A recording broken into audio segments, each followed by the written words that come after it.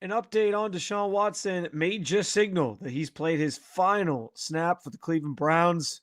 I'll tell you why coming up next on the Locked On Browns podcast.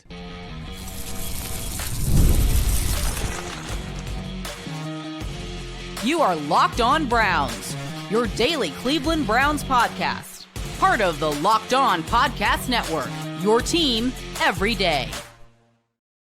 What's up, Dog Pound? I'm Spencer German, your host of the Locked On Browns podcast, and proudly covering your Cleveland Browns each and every single day in the land and on the road. An injury update on Deshaun Watson that likely spells the true end to his time in Cleveland. Andrew Berry also admitting for the first time that the trade for Watson hasn't gone the way that the Browns had planned, and why that can't make them gun shy in the future. If you were worried about Myles Garrett's future, worry no more. Plus, in discussing Myles Garrett's future, I wonder if Andrew Berry might have given away a little bit where they're leaning with how to use the number 2 overall pick. As always, I want to thank you for being an everydayer and making the Locked On Browns podcast your first listen every day. Of course, part of the Locked On Podcast Network, your team every day.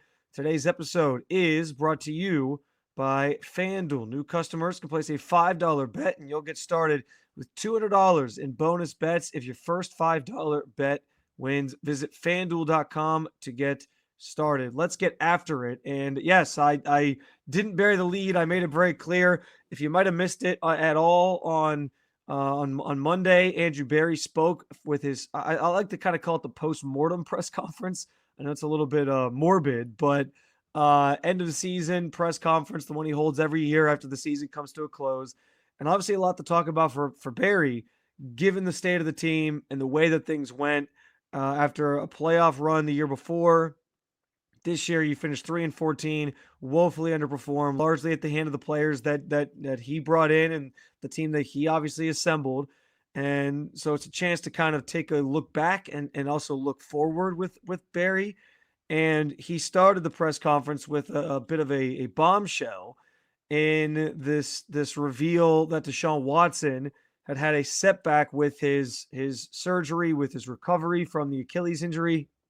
It was interesting because, I mean, there'd already been so much talked about in regards to whether or not Deshaun Watson had truly played his final snap for the Browns, if he would be back next year in some capacity with the chance to actually start, because he is going to be back just from a financial standpoint because the money's too big, as we've said. So he's not going to – you can't move off this contract right now. But would he actually have a chance to play? And this new update certainly feels like he's not going to play in 2025. And it's going to give the Browns an opportunity to sort of IR him and keep him essentially away from the field entirely and just pivot completely in a different direction. There's also some financial implications from this, which we'll talk about. But this was a big deal. And you know, it signaled to me, I know we all were very hyperbolic back when he got hurt, and you know, wanted to be the first one to throw out the take of, well, this is it. This is the end for Deshaun Watson. But this feels like the official end for Deshaun Watson. Yes, he'll still be here in I guess just, you know, for bookkeeping purposes only, but he won't necessarily be a member of the team in the sense of I'm going to be out there playing football, because if this setback pushes his surgery or his recovery time back even more months, over a year, like you're talking about, like just basically the team being able to IR him for 2025, and then in 2026 revisit their plans or figure out their plans for how to cut ties with him completely and cut off the relationship and get out of the Deshaun Watson business. What I will tell you, Barry wasn't sure yet what it all meant.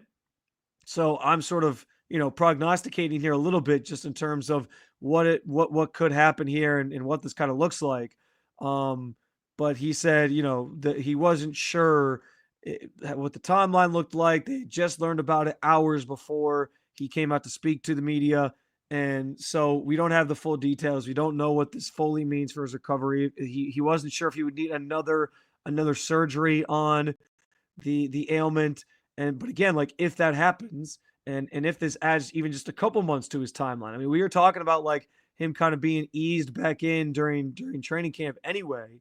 And so if he has to be now add a couple months to his recovery, and you're talking about like mid-season, he could be back. at that point, the Browns will have already, I would imagine, settled their quarterback situation. I would hope by midseason they have their quarterback situation settled, or else you got bigger problems. And we'll be sort of already pivoting in a completely different direction, trying to win with somebody else. And so that leaves Deshaun Watson rendered sort of useless in that way, which is why I do think like this spells the end of his tenure in Cleveland officially, because they're going to use this as the reasoning why he won't play next year. At least it feels that way. There's also, as I alluded to, a financial proponent to this, or component to this, excuse me, because the Browns last year, when they did some of these restructures and readjusted Deshaun's contract, they insured, I think it was up to $48 million of Deshaun's deal, and that's kind of in different sections or different portions of it that they were going to pay. So what that means for the Browns, and I think I'm right about that number, but I could be wrong, or it might have been over 50, but I can't remember.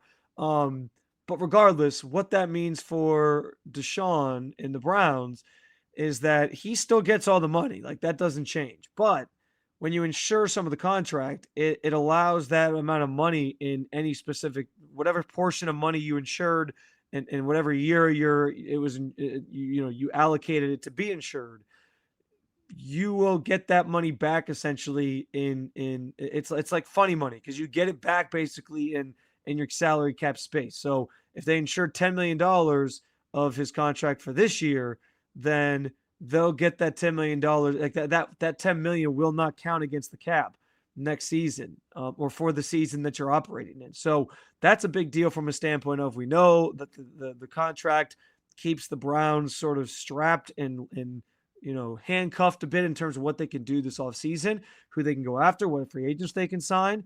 This gives you an opportunity to reallocate some money elsewhere that you maybe wouldn't have had otherwise, because the deal was eating up so much of your money. So yeah, that's another sort of step, or another sort of point in all this, and another key point in all this, because as Andrew Berry navigates this thing, and as Andrew Berry tries to build a contending team, which we will talk about here more coming up, he did very much point to the idea that they're going to prioritize winning over anything else, and much in the way that Myles Garrett was hoping they would. We'll play you a clip from that here coming up as well. But yeah, like that matters in the sense of having more money to spend, having more money to use on whatever your free agent plans are. And so there's a boost or a benefit, I guess, to it for the Browns as well, in terms of that money that they will sort of see be able to reallocate off of their salary cap and use elsewhere. So that's another key part of this. But yes, I do feel that this marks the official sort of end to Deshaun Watson's time in Cleveland. It gives them a way, assuming that this is going to add several months to his recovery time, or if he needs another surgery, this kind of allows them to next year keep him on the IR, not have to waste a roster spot on him, and like just have him be around the team. And it prevents them from having to put him out there on the field and actually compete for the job, and based on what was being sort of reported in recent weeks. And Barry also echoed Stefanski in what they've been saying since the injury, where it's like, whenever anybody's asked in this organization now about Deshaun Watson potentially being the starter for this team, all they can tell you is, well, we're just focused on him getting healthy. And the number one thing for him is that he needs to get healthy. That's the same standard answer they all give. Which, again, going back to what we talked about with Stefanski on Monday, this is about what they're not telling you more than it's about what they are telling you, if that makes sense. Like, them not committing to him is more telling than them, than anything else they could possibly say, because they're basically, they're unwilling to say the thing that you're looking for, which is, or that people are asking about, which is, yeah, we believe he can still play at a high level. We believe he can be our starting quarterback. Without them saying that, I think that's pretty telling as to where they're going. Andrew Berry also did have a comment during this press conference about how this doesn't severely change their plans at quarterback. You can expect that room to look different next year. And, I think he was clearly sort of alluding more to like the guys around Deshaun, but I think that, has a deeper sort of meaning to it, in that, yeah, you can also expect that like they're going to make this room look a lot different because they have different plans for the offense. They got to get back to what they do well. We talk so much about guys bringing up not having an identity on offense this year. They realize they understand the assignment. They understand that this year did not go as planned, largely because of the way that the offense played, and that can't happen again. And so they're pivoting back to what they do well and finding players and quarterbacks who are going to help them achieve those goals and get this team that was a year removed from making the playoffs back on track. Along the lines, or I guess more from this Andrew Berry press conference, and in relation to the trade, we finally got an admission that it hasn't necessarily worked out. They can't have PTSD though from the Deshaun Watson trade. I'll talk about it next, coming up here on the Locked On Browns podcast.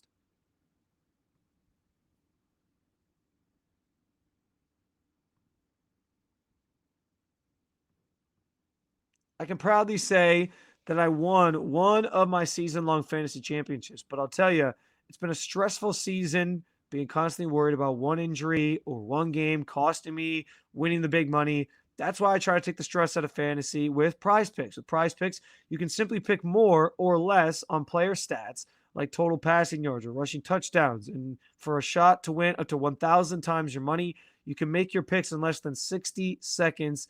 And whether you're looking for a flex play to boost your payout or want to cash out quickly, PrizePicks has got you covered. And with over 10 million members and billions in winnings, it is clear that people are loving this platform. Here's a special offer for Locked On NFL listeners. Download the app today. Use the code Locked On NFL to get $50 instantly after you play your first $5 lineup. That's PrizePicks.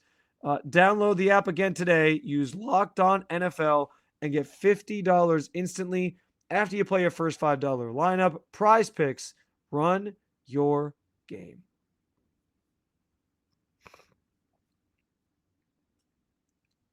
So I have a video clip here, a couple video clips that we'll use in the next couple segments. But this first clip is Andrew Berry saying something that I don't know people thought would ever really come to fruition, because I thought this organization was never going to have to sort of sit there and own that the Deshaun Watson trade didn't work out. I thought they would use the injury as a convenient excuse and just kind of throw their hands up and say, well, we just couldn't trust that he was going to stay healthy anymore, so we had to go in a different direction. But, injuries ruined it, not necessarily, we didn't necessarily get it wrong. It just didn't work out because of injuries.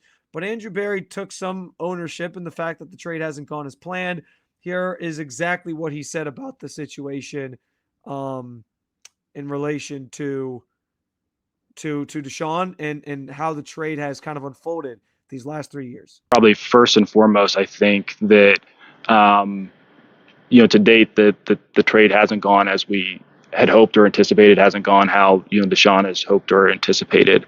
I think certainly a big part of it is, the stop-start with availability, and that, we never have gotten consistent performance at that position. I think there's a variety of factors in that. That's not just the quarterback. We all share in culpability with that. The one thing is, like, when you do, we've never been afraid to take big swings on things that we think can help the team and help the organization. Sometimes you'll hit, and sometimes they won't go quite according to plan. But the one thing that we always do look at is, you understand with any business where you take on risk, or where you make decisions, you understand that there is both like upside and downside. There's no such thing as like a riskless transaction. And one thing that we always do want to do is really protect our downside as much as you can. And, we will be positioned, moving forward, both from a cap perspective, and I hate how we got here, but with having the second pick in the draft, whether we select a player or use it to maximize in another way, it gives us an opportunity to really pivot if we. So finally, an admission from the organization that the trade hasn't gone the way that they'd hoped, and that they maybe missed on this one. But what I thought was interesting about his answer, as he talked about risk and how they understand in that business, there's just no such thing as a trade that doesn't have risk, or a move that doesn't have risk. Everything you do has risk. The draft has risk. You're evaluating these guys, but sometimes you miss on something. And listen, that doesn't and because they admit it doesn't mean Andrew Berry is like beyond reproach in terms of his culpability in this trade. He's the GM, and if we're calling it the worst trade in NFL history, it's gonna be sort of like a scarlet letter on his resume forever that he's the one who made that trade. Whether or not it was other influences, Jimmy Haslam potentially having saying that and enforcing the issue. If Kevin Stefanski was part of the conversation or Paul DePodesta or others, yes, it wasn't all him, but it falls at his feet. And there was a couple times where he sort of mentioned that, the assembling of this roster falls at his feet. And so the failures of this season fall at his feet.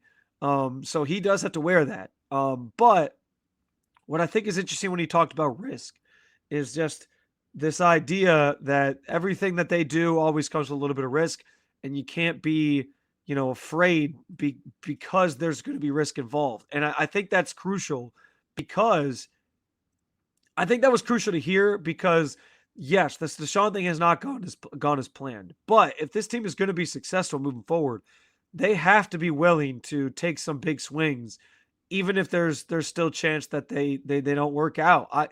This can't make you gun shy. To be clear, by Barry saying what he said, I don't think he's suggesting he's going to be gun shy. I think he actually the opposite. I think him saying that is an indication that we know that there's risk with every trade, and we're still going to force the issue. We're still going to do the things that we need to do to be successful, and that's what I think as a Browns fan you should want to hear.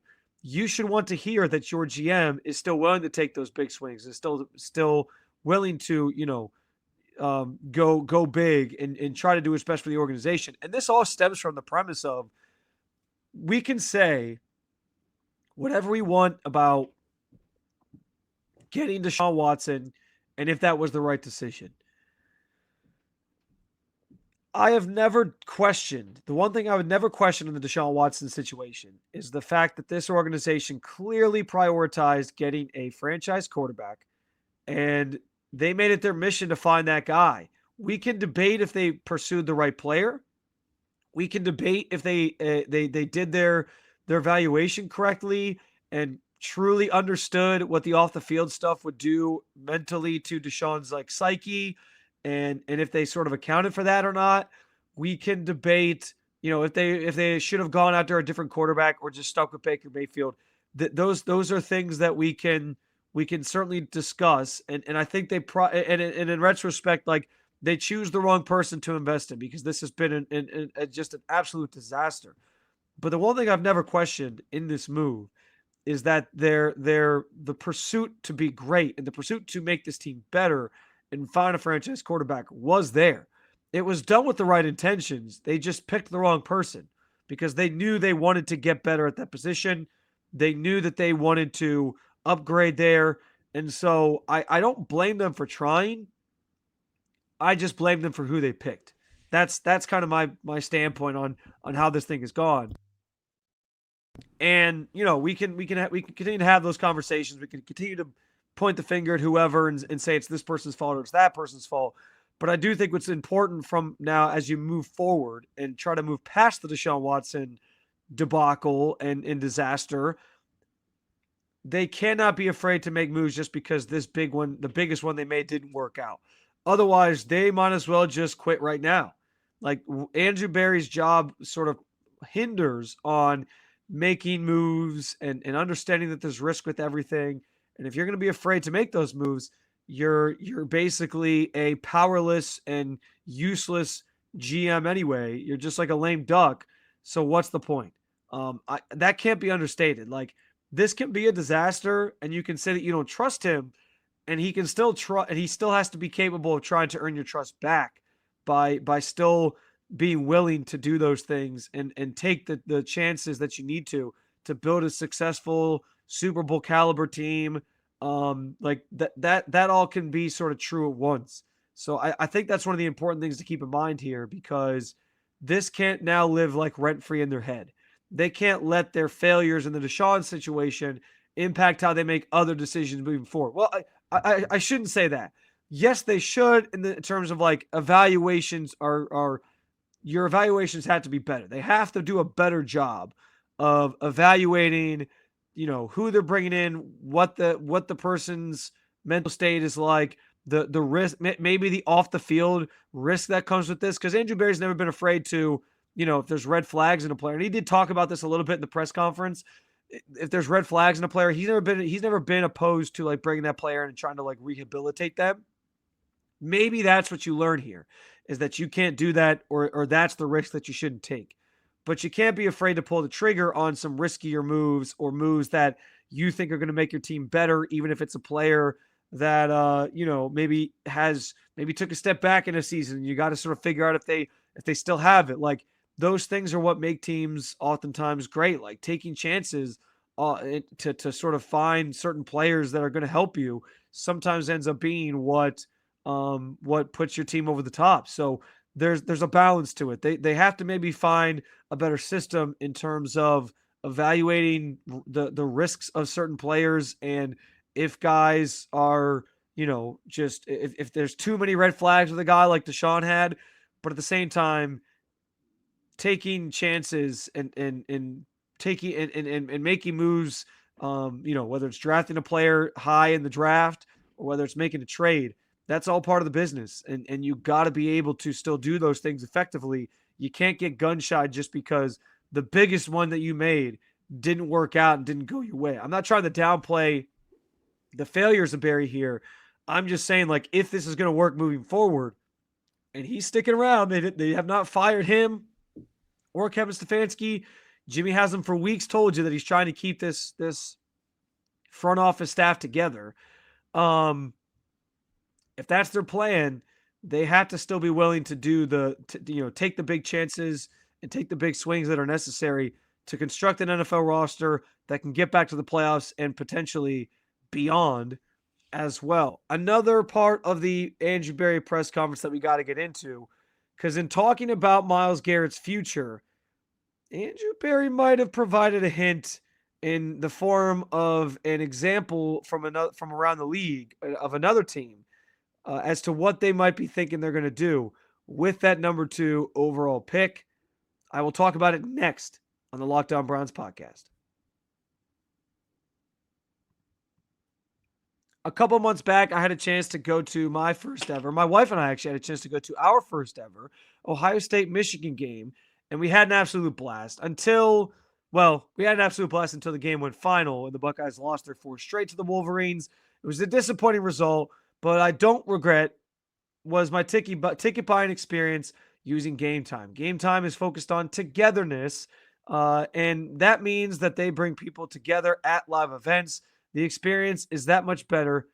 I'll tell you, my ticket buying experience went so smoothly for Gametime last year that Gametime has now become my go-to app for buying tickets. Plus, they have a new feature called Gametime Picks that makes getting tickets for live events even easier.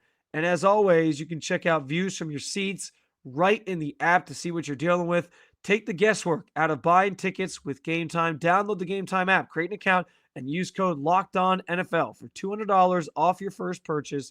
Terms do apply. Again, create an account, redeem code LOCKEDONNFL, LOCKEDONNFL for $20 off. Download Gametime today. What time is it? Game time.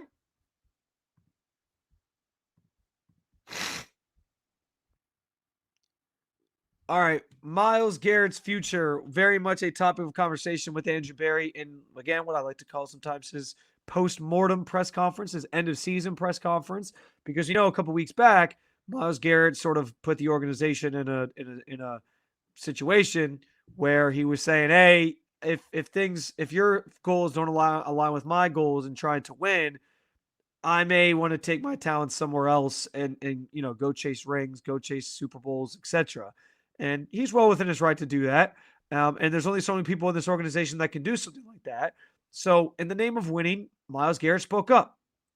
Andrew Berry did his best to ease the minds of Browns fans in terms of Myles Garrett's future. But in doing so, I wonder if he provided a little bit of a hint as to what direction the Browns might be leaning at with using that number 2 overall pick that they now have I'll play you the clip here. You see what you think, and I'll react with it with you on the other side. Let me say, in terms of Myles, my anticipation and expectation is that he'll have a direct ticket from Cleveland to Canton at the end of this year, and expect him to be here, and retire a Brown, quite frankly. In terms of winning, our goal is always going to be to win. Our goal is always going to be to improve the team. I think, one of the beauties of the NFL, I guess maybe a parallel.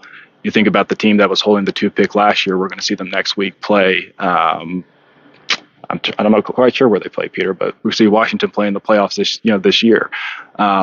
So you can never really put necessarily a time frame on it. With player movement and how things change in the NFL, it's hard to have a crystal ball. But we really will be focused on making the decisions that we think can not just allow us to have a 10 or 11 win blip, but really allow us to stay there. And so that will be balancing both the short term and long. So there's a couple things to unpack there. Obviously, the first thing, the obvious thing, is that he had that line about Myles Garrett having a direct ticket from Cleveland Canton when his career's over, how he wants him to retire a Brown, quite frankly, was kind of his direct wording there. And that's obviously telling because it gives us there's times you got to read between the lines with Barry, Stefanski, etc. This doesn't feel like one of those times. This felt like him being blunt as ever and basically telling fans hey, we want Myles Garrett here for the long haul. We don't envision him going anywhere else. We want to work with him. He's a partner for us, and he's a player that we confide in. And and that sort of then expounded into why they're prioritizing winning and that they're always prioritizing winning. So I guess if you were worried about Myles Garrett and his future, and if the Browns are going to trade him and losing out on the generational player, I think Andrew Berry did the best job he could possible to just dump water on that fire completely. Now, obviously, he said there's no crystal ball and things can change, but if that's where their head's at right now, I think that is a true outlook standpoint of the organization at this time.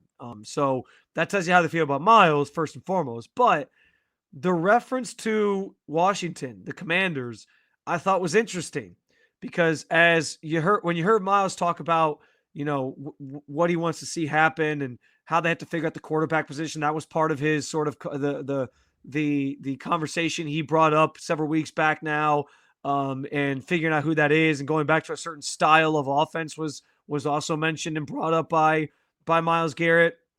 And when you heard those things, your ears perked up. You were like, oh, he's like mapping out what he wants to see the organization do at even on offense.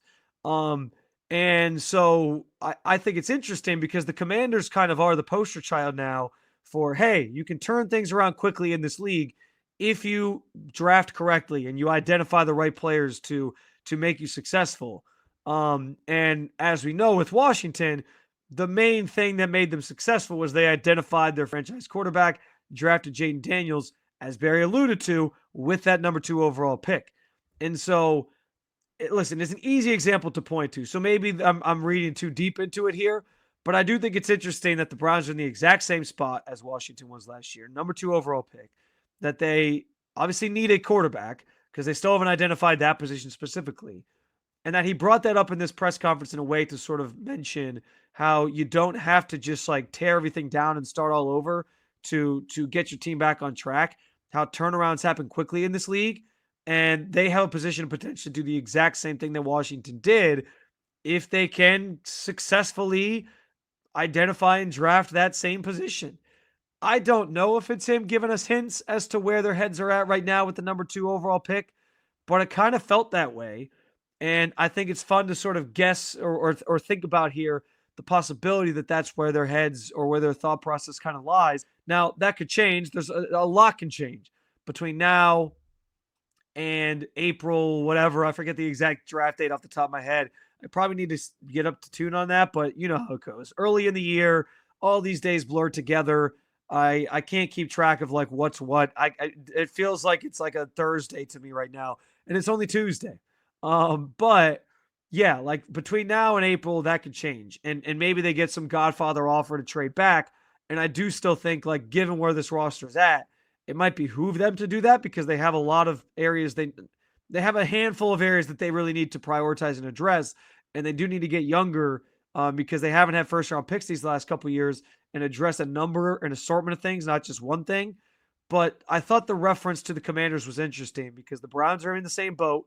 They have a chance to maybe land that quarterback early on in this draft, and that could completely turn around their fortunes the same way that it has the Commanders. So if they sort of see themselves following a similar path, maybe there's some insight there and there's something to read into in terms of what they're thinking, where their heads are at, and how they envision turning this thing around quicker or sooner rather than later in the name of continuing to try to win. Just thought that was interesting. What do you think Andrew Berry meant when he alluded to the Commanders as an example of how teams in this league can stay competitive and turn their franchises around quicker than maybe what you would expect? Because, I mean, frankly, the last couple weeks have been spent saying this organization has no hope. There's nowhere to really go. They have to start all over. And he is right. Like, if you follow what the Commanders did and you identify and draft a quarterback, maybe that erases all those worries. And all of a sudden, this thing is fast-tracked back to being that playoff contender that they believe they should be.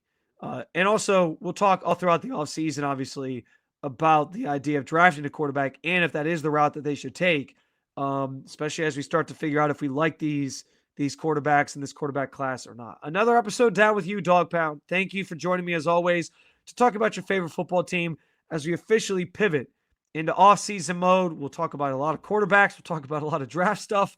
We'll talk about a lot of futures of players currently on the roster and guys that they could sign to add to this roster. A lot of good stuff still to come this offseason on the Locked On Browns podcast, and we appreciate you making us your first listen every day. For your second listen, go find a new Locked On NFL show, or if you want to keep it local, you can check out Locked On Cavs or Locked On Guardians. Thank you for being an everydayer at the Locked On Podcast Network. I will talk to you again real soon, but for now, I am out of here.